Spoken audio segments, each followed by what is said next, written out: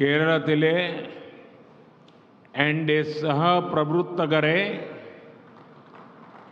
केरला के लोगों का प्रेम, उनका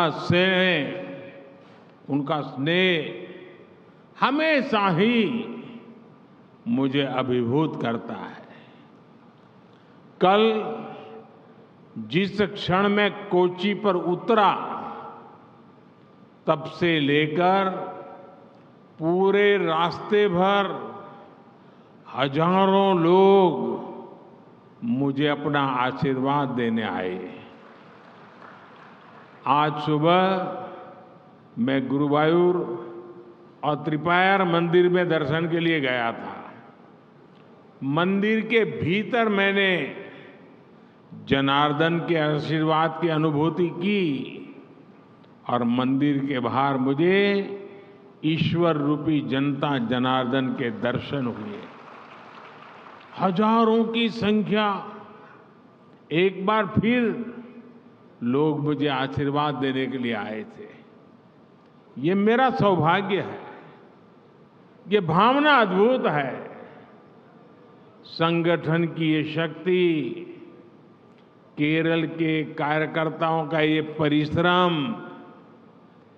वाकई बहुत संतोष देने वाला है। കേരളത്തിലെ ജനങ്ങളുടെ ഇഷ്ടം, പ്രേമം, സ്നേഹം എന്നും എന്നെ അത്ഭുതപ്പെടുത്താറുണ്ട്.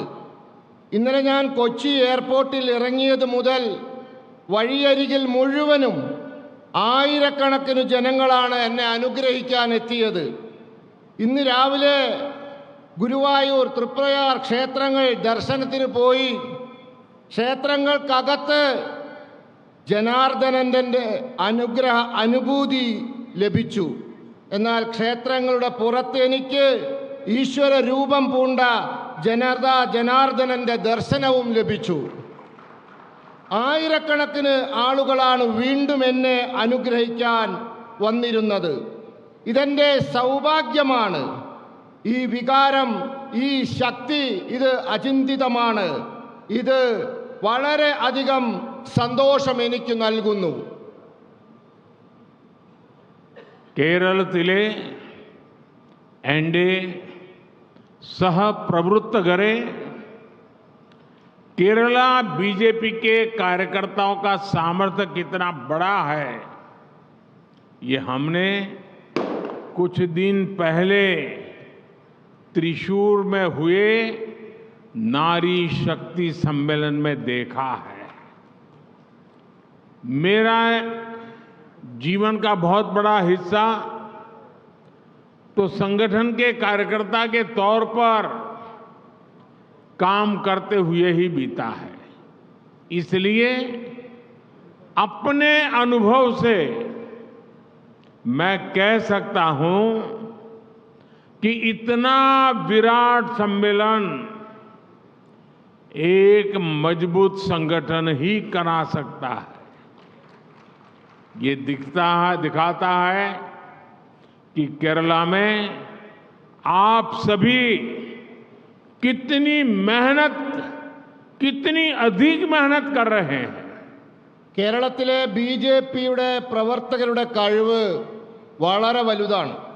ഇത് കഴിഞ്ഞ ദിവസം തൃശ്ശൂരിൽ നടന്ന സ്ത്രീ ശക്തി സംഗമത്തിൽ കാണാൻ സാധിച്ചു. എൻ്റെ ജീവിതത്തിൻ്റെ വലിയ സമയം ഞാൻ സംഘടനാ പ്രവർത്തകരെന്ന നിലയിൽ പ്രവർത്തിച്ച് ചെലവഴിച്ചതാണ്. അതുകൊണ്ട് തന്നെ അനുഭവത്തിൻ്റെ വെളിച്ചത്തിൽ എനിക്ക് പറയാൻ സാധിക്കും, ഇതുപോലെയുള്ള വലിയ സമ്മേളനം അത് നടത്തണമെങ്കിൽ ഒരു ശക്തമായ സംഘടനയ്ക്ക് മാത്രമേ സാധിക്കൂ എന്ന്. ഇത് നിങ്ങൾ കേരളത്തിൽ എത്ര പരിശ്രമിക്കുന്നു, എത്ര അധികം പരിശ്രമിക്കുന്നു എന്ന് കാണിച്ചു തന്നു.